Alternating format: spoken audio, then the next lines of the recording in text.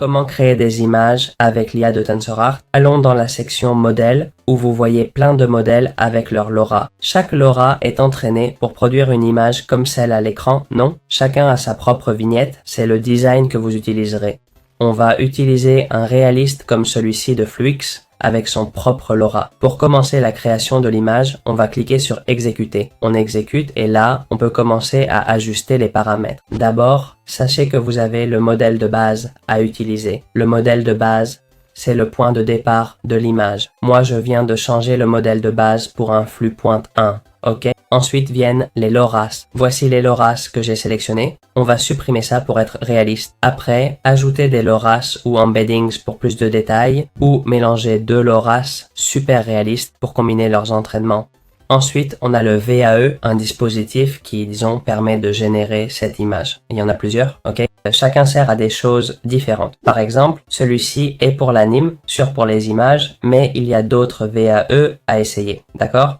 Comme le Clear VAE ou le Qt, selon le rendu souhaité pour votre image. Il va créer une image similaire, utiliser le VAE comme base pour générer l'image finale. C'est le processus de génération. On va le laisser en auto et choisir le format, portrait, paysage, carré, ok? On peut aussi l'éditer comme on veut si on en veut un très spécifique. Ensuite, on peut modifier la graine pour obtenir des images différentes. Avec la même graine, mêmes images. Graine aléatoire, images différentes. Donc, si vous laissez vide, vous aurez des graines aléatoires. Enfin, on peut encoder pour alléger et ajouter l'upscale pour plus de qualité. Je peux le recommander selon le poids voulu pour votre image. Évidemment, plus d'options, Poseros plus lourd et plus long à générer. Si vous hésitez sur l'upscale, optez pour le bicubic, d'accord? Le bicubic génère des images plus nettes, c'est un bon choix. Enfin, comme toujours, on doit définir le prompt. Écrivez-le en anglais pour une meilleure compréhension par l'IA. Choisissez le nombre d'images, 4 en pro, 2 sinon. Cliquez sur générer. Ici, vous verrez le coût en points pour générer cette image. Ensuite, vérifier humain apparaît, puis la génération commence. L'upscale est réservé au plan pro, pas au compte gratuit. Voilà, l'image hyper réaliste est maintenant générée à l'écran. C'est bien ce que j'ai demandé. Une fille dans un hôtel de luxe, buvant du thé en lisant. Les détails sont incroyables. Vous pouvez créer des images facilement avec cette qualité. Comment améliorer la qualité de nos images avec l'IA?